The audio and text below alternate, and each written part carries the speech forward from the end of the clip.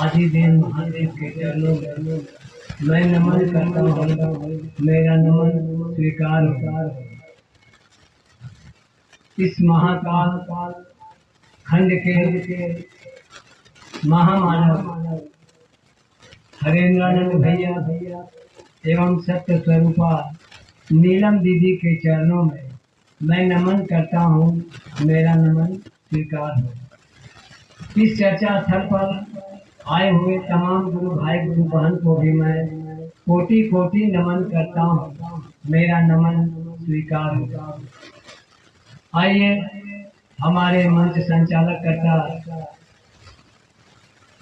पिंटू भैया की तरफ से आदेश मिला है गुरु के चरणों में चर्चा रखने का, तो मैं चर्चा लेके आप सबों के बीच मंच पर समर्पित हूँ। यह बहुत भाग्य की बात है दीदी कि जिस घर में हमारे महादेव जैसा गुरु का चर्चा होता है वह धरती भी धन्य हो जाता है दीदी। और उस धरती पर अगर किसी गुरु भाई या गुरु बहन को यह आदेश मिलता है कि आप भजन रखें या महादेव का चर्चा करें, ये सबको नसीब नहीं होता है दीदी। ये बहुत भाग्य वाले का ही होता है जो इस मंच से कुछ हम लोग गुरु का चर्चा कर लेते हैं या गुरु का भजन कर लेते हैं। और जहाँ भी चर्चा हो वहाँ आप लोग अवश्य जाइए, क्योंकि यही तो गुरु का पाठशाला है। जैसे हम अपने बाल बच्चे को स्कूल भेजते हैं पढ़ने के लिए, तो ठीक उसी प्रकार ये हम लोग का पाठशाला है। जहाँ भी चर्चा होता है गुरु का, वह स्थान गुरु का पाठशाला बन जाता है और हम लोग वहाँ पर शिक्षा पाने जाते हैं। तो दीदी जहाँ भी चर्चा हो वहाँ पर अवश्य जाइए। जितने देर समय आपको मिलता है, आधे घंटा एक घंटा, अवश्य आप जाइए और अपना हाजिरी बनाइए। जितना आपका हाजिरी रहेगा उसके अनुसार से ही हमारे गुरुदेव आपको देंगे।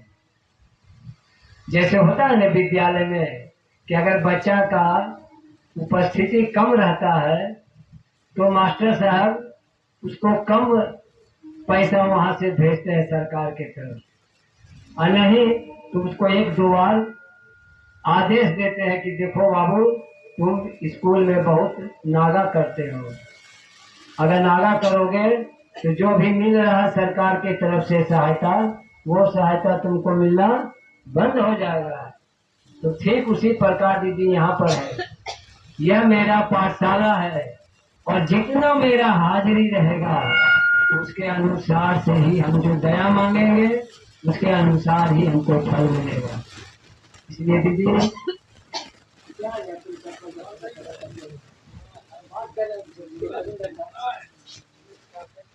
हेलो, तो कहने का मतलब है दीदी यही पाठशाला है मेरा। इस पाठशाला में मेरा जितना उपस्थिति रहेगा उसके अनुसार से ही हमको जो हम महादेव से दया मांगते हैं उसके अनुसार ही आपको फल मिलेगा। इसलिए आप हमेशा उपस्थित रहें और चढ़ बढ़ कर साथ दें। और जहाँ तक आप जानते हैं जो आपके जीवन में गुरु के आदेश के अनुसार जो आपको अनुभूति मिला है उसको आप इस चर्चा स्थल पर जरूर रखें, जरूर सुनाने का प्रयास कीजिए। इससे क्या होता है कि जो आपके बगल में दीदी आई हुई है या भैया लोग आए हुए हैं वह भी आपसे कुछ सीखते हैं। यहाँ पर क्या है दीदी, सीखने और सिखाने का काम करते हैं।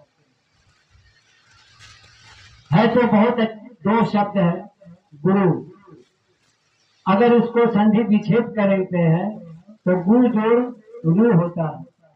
गु का मतलब होता है अंधकार और रू का मतलब होता है प्रकाश। तो जो अंधकार से प्रकाश की ओर ले जाए वही हमारा गुरु है, ये महादेव है। हम अभी आप लोग इसके पहले क्या थे? अंधकार में थे। सिर्फ शिव को हम लोग भगवान के रूप में पूजा किया करते थे। लेकिन यह प्रचार हमारे महामानव हरेंद्रानंद भैया के कठिन परिश्रम के माध्यम से आज हम लोग को यह 3 सूत्र मिला है, जो कि 3 सूत्र हम और आप सभी अपने जीवन में उतारे हुए हैं और नित्य प्राय यह करते हैं। लेकिन एक कहावत है कि भावना जैसा रखिएगा वैसा आपको गुरु देंगे। आप आए यहाँ चर्चा स्थल पर और बात कर रहे हैं अपने घर का, तो आपको गुरु के ऊपर आपका दया नहीं होगा। या आप रहिए या हम रहिए, यहाँ पर आप जितना शांति मन से एकाग्रचित मन हो करके सुनिएगा, समझिएगा और अपने जीवन में उतारिएगा, तभी आपको सफलता मिलेगी। और दीदी, ये माला जो हम लोग पहने हुए हैं कंगन, यह कंगन अवश्य पहनिए। कंगन को खोल के रखना नहीं है, चाहे वो सौर घर हो, चाहे वो श्मशान घाट हो, चाहे वो आप नाली साफ कर रहे हो या कुछ और अन्य चीज बना रहे हो खाने के लिए, इसको खोल के रखना नहीं है। यही तो आपका एक पहचान है। आज अगर आप कहीं जा रहे हैं, अगर कोई संकट आपके ऊपर आ गया, तो कोई भी अगर गुरु भाई मिलेंगे तो यही देख करके आपको सहायता करेगा, आपको वहां से अच्छी जगह अच्छे स्थान पर पहुंचाने का काम करेंगे दीदी। अगर वो सच्चा गुरु का शिष्य होगा तब, और वो सिर्फ उसके आप बात छलावा होगा या दिखावा होगा तो आपको मदद करेगा, लेकिन आपके साथ गलत भी कर सकता है। लेकिन जो अगर सच्चा गुरु का भक्त होगा वो आपको जरूर वहां पर मदद करेगा और आपको अच्छा स्थान पर पहुंचाने का काम करेगा। और दूसरी बात, अगर कोई तरह का आपके परिवार में या आपके ऊपर किसी भी प्रकार का घटना या दुर्घटना होने का होगा, तो या तो ये गर्म हो जाएगा या तो टूट के गिर जाएगा। तो समझ लीजिए कि मेरे ऊपर या मेरे परिवार के ऊपर आफत आने वाला है, तो आप वहां पर रुक जाएंगे। और ये जो ग्रह है, यह ग्रह दीदी किसी को भी नहीं छोड़ा है। तब ना हम लोग गुरु को शिष्य बनाए। ये सब को भस्म करने वाले हैं। ग्रह हो, गोचर हो, जोग टोटमा हो, कुछ भी अगर आपके ऊपर कोई दूसरा कोई कर रहा है तो आपके ऊपर वह चलने वाला नहीं है। तो आप दीदी समय पर आइए और समय पर चर्चा कीजिए, समय पर भजन कीजिए, और यही आज चीज आप अपने घर पर भी कीजिए। जब भी मौका मिले हम अपने आपस में बैठकर, अपने परिवार के बीच बैठकर थोड़ा गुरु का चर्चा कर लें।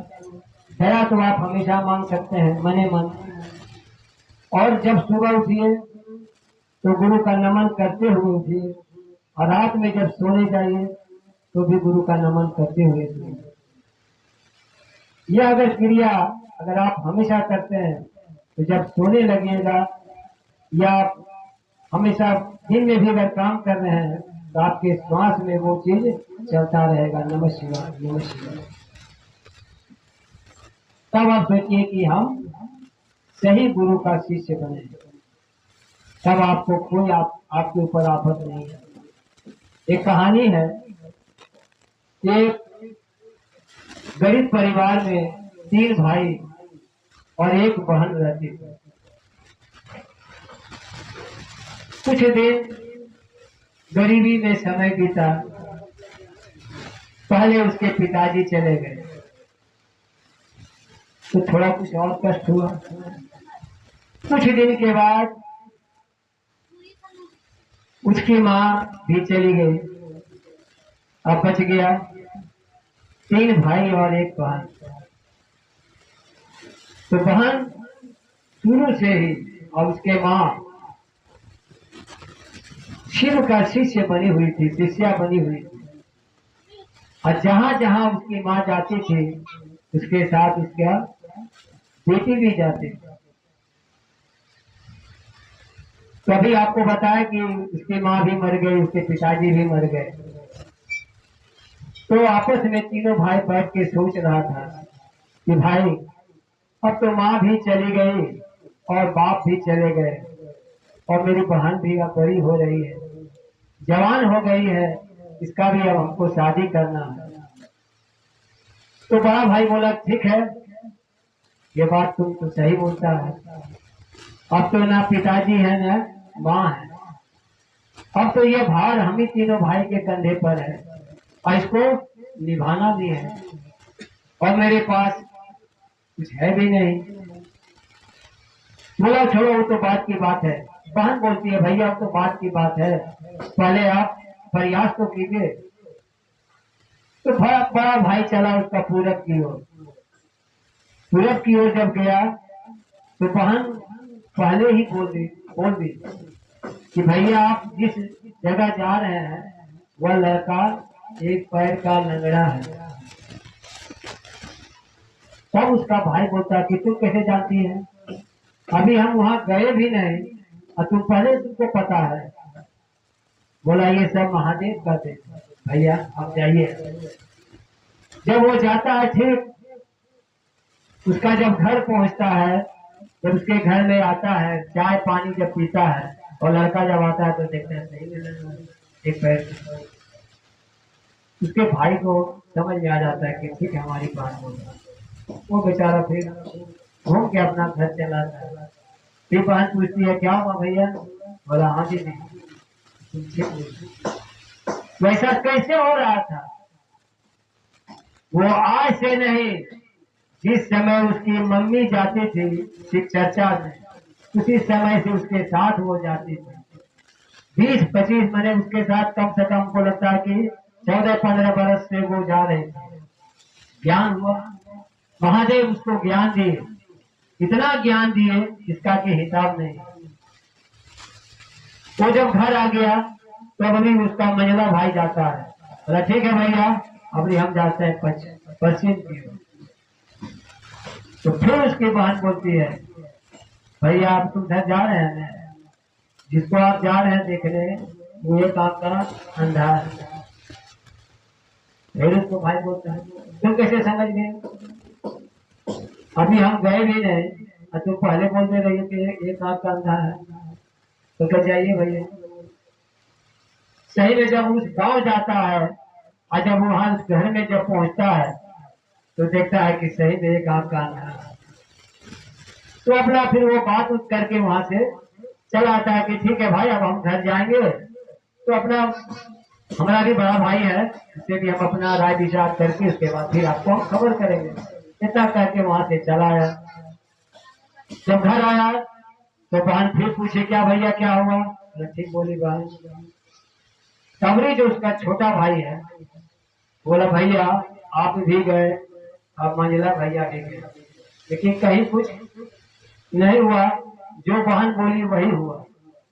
अभी हम जाते हैं।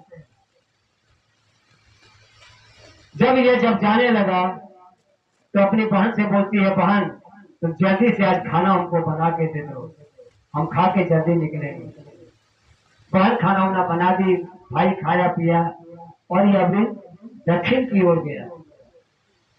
जैसे ही घर से गया उसी समय इसका बहन बोल देती भैया यहाँ मेरा सही है, यह जो है राजा का बेटा है और एक ही बेटा है और इसके मस्तक पर मणि है, मणि, हम इससे शादी करेंगे।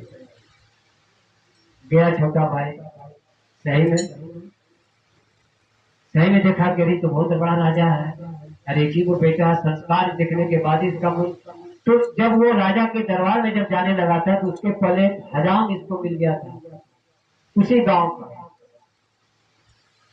तो पूछा भाई कहाँ जा रहे हो? तो कि देखो भाई ऐसा ऐसा बात है, हम अपने बहन का शादी करने के लिए इसी गांव में आए हुए जा रहे हैं, तो एक राजा है उसी के बेटा के साथ शादी करेंगे। तो तुम पागल हुआ? हमारा औकात है राजा के घर में तुम शादी कर लेगा? तब कहीं तो हम नहीं कर सकते हैं, अगर ऊपर वाला का कृपा हो अगर होगा तो हो भी जाएगा, इसको ना हम रोक सकते हैं ना तुम रोक सकता है। तो क्या चलो चलो भैया चलो चलो चलते हैं। वो जब गया तो दोनों साथे गया। तो जैसे राजा के घर गया तो राजा के यहाँ तो इसका भाव मान पूरा होने लगा तो ही लड़का का नजर नहीं, जो हजाम था हजाम का नजर लड़का पर पड़ गया। जैसे उस दिव्य शक्ति जो देखा तो 3-4 बार गिरना, भटक मने जैसे भटक भटक के गिरता नहीं है, उसी तरह से हजाम 2-3 बार गिर चुका। उस समय तो वो लड़का कुछ बोला नहीं, जो इसको अपने साथ ले गया था वो कुछ नहीं बोला, क्योंकि वो तो अभी देखा भी नहीं लड़का को। तो जब लड़का इसके सामने आता तो देख करके इसका भी मन प्रसन्न हो जाता, बोलता हाँ मने मन करता है कि हाँ ये मेरे बहन के लायक ठीक है, ये हमारी जो बहन बोले वो सही निकले। उसके बाद अपना ये बोल करके एक कुछ सब फाइनल करके अपना वहां से चला आया। घर आया तो बहन फिर मिली, फिर पूछे क्या भैया? बोला हाँ दीदी तुम जो बोली एकदम सत्य है। तो इस बीच जब वो आ रहा था रास्ता में तो ये हजाम से पूछा ये लड़का, कह रहे भाई तुम जो जब देखा तो बार बार गिर काहे रहा था? तो कह रहे भाई काहे गिर रहे थे? उसका आंख के ऊपर मस्तक पर उसका मणि था, जब हमारे ऊपर जब प्रकाश पड़ा ना तो हम देख करके जो है बार बार मेरा हम भटक भटक के गिर रहे थे। शांति पूर्वक बैठ जाइए। बार बार वो भटक भटक के गिर रहा था, उसका तेज देख करके उसके शरीर में जो तेजी था वह देख करके हम बार बार गिर रहे थे। तो जब घर आया तो बहन बोली कि भैया शादी तो आप लोग ठीक कर लिए, लेकिन घर में तो उस राजा महाराजा का जब बाराती आएगा तो उसका सेवा करने का तो मेरे पास तो है नहीं, कहाँ से करेंगे? तो बहन बोलती है अपने भाई से कि भैया आप चिंता न कीजिए, आपसे तीनों भाई से जो बनता है आप कीजिए, बात बाकी हमने पर छोड़ दीजिए। बहन क्या की एक घर को पूरा खाली कर दी, लीप उप करके जैसे होता है अपना पवित्र हो घर को कर दी, और कर करके उसमें पूजा पाठ करके महादेव से दया मांग ली। और महादेव से यही दया मांगी कि हे महादेव मेरा तो औकात नहीं है कि उस घर में मेरा शादी हो। और रो रो के कहती है कि महादेव अब ये मेरा लाज आपके ऊपर है, आप जैसे मुझे निभाइए। महादेव से दया मांग लेती है और मांग करके वह बाहर निकलती है और सिकड़ी लगा करके ताला बंद करके और बाहर में बैठ जाती है। जब शाम होता है तो वो तीनों भाई आता है, कहता है क्या भैया कुछ नहीं मिला? बोला नहीं दीदी कहीं कुछ नहीं मिला। तो कोई बात नहीं भैया, घबराने का बात नहीं है, आप जाइए पैर हाथ धोइए। अच्छा भी बड़े भाई के हाथ में देता है, बोला जाइए भैया घर का दरवाजा का ताला खोलिए और देखिए। जब वो घर का दरवाजा ताला खोल के जब दरवाजा खोलता है तो देखता है कि बाप देख करके तो वो चकित हो जाता है कि जो भी उस शादी में चाहिए, जो भी सामग्री, सारा सामग्री खिलाने से लेके शादी ब्याह करने तक का, यानी कर कुटुंब को देने के लिए भी हर चीज पूरा घर में एकदम भरा हुआ पड़ा हुआ था। यह देख करके भाई हो गए अरे ये कैसे हो गया? हम लोग इतना दिन से किए कहीं कुछ नहीं हुआ, अरे एक दिन में सब इतना बड़ा चमत्कार कर दी। तो वो तीनों भाई बाहर निकल के अपने भाई में बात करता है। क्या कहता है? अरे भाई कि बहन को वहां जाने मत दो। बोला क्यों? बोला अरे ये चल जाएगा तो हम लोग भूखे मरेंगे। ये रहेगी जिंदगी भर बैठ के खाएंगे। क्या ये रहेगी तो हमको किसी चीज का कमी होगा दीदी? दया मांगते रहेगी, हमको अनाज पानी आते रहेगा, जो चाहेंगे तो मिलता रहेगा। इसको उस घर में नहीं भेजना है। अब देखिए इसके मन में क्या हो गया, पाप आ गया। तो बड़ा भाई पूछता है तब क्या करोगे? तो क्या बहाने क्यों मार दोगे? बोला नहीं, बहन को कैसे मार दो? बहन को मार दोगे तो फिर आएगा क्या? तो कहता तब के राजा का बेटे को मार देंगे। तो राजा का बेटे के मार देंगे? तो हाँ ये तो हो सकता है। तू मर जाएगा, शादी तो होगा नहीं, फिर तो मेरा बहन मेरे घर में ही नहीं। बोला हाँ ठीक। ठीक जब 8 तारीख आता है और शाम जब होता है, अब ये चीज बहन तो पहले जानती थी कि भाई मेरा ऐसा करेगा। तो ये महादेव से दया मांगती है और कहती है महादेव अब आपके ऊपर ही है। हमने तो जो मांगा आपने दिया, लेकिन यहाँ मेरा चंडाल भाई जो है वह मेरा पति को ही मार देना चाहता है। इतना कह के दया मांगते रही। ठीक जब शाम होता है तो बराती जब आता है तो ये क्या अब किसको कहेगी कि दौड़ करके जाती है और अपने ससुर जो राजा जो थे उस ससुर को जाके पैर पकड़ के बड़े प्रणाम करती है। कहती है कि देखिए पिताजी, हमारा भाई जो है चंडाल है, अब मेरा पति को मार देगा, इसीलिए आप सुरक्षा इसका स्वयं कीजिएगा। तो ये नहीं समझा, राजा साहब नहीं समझ पाए ये क्या बात है। उसके बाद जो रानी थी, रानी के पास भी जाके रोई, काई बोले रोई, वहां भी जाके बात को बोली। तो रानी भी नहीं समझ पाए। जब उसका वो बगल में जो था उसको जाके बोली, वो बोले कि जरूर कुछ बात है। तब तो ये सबको कह रहे हैं। तब उस पर जो है लड़के के ऊपर सुरक्षा करना शुरू कर दी। जब शुरू कर दिया तो क्या किया कि जिस समय जब बारात आता है तो उस समय तो उसको मारने में नहीं बनता है। तो बोलता है अच्छा ठीक, अवरी तो छूट गया, अवरी जब मरवा पर बैठेगा तो उस समय मार देंगे। सब तीनों भाई तैयार था। ठीक जब मरवा पर बैठने के लिए आया तो फिर इशारा की। तो उस समय क्या हुआ कि इसका सब सेना लोग यहाँ पर खड़ा हो गया, वहां भी इसको मारने में नहीं बना। लास्ट में ऐसा होता है कि दीदी वो खुद ही मर जाता है। तो कहने का मतलब यह हुआ कि जो सच्चा शिव का शिष्य और शिष्या है और नियम पूर्वक से करता है, उसके ऊपर हमेशा वो दया करते हैं और उसको किसी चीज का भी कमी नहीं होता है। इन्हीं शब्दों के साथ मैं अपने वाणी को विराम देता हूँ और फिर से आए हुए तमाम गुरु भाई गुरु बहन को मैं कोटि कोटि नमन करता हूँ। मेरा नमन स्वीकार।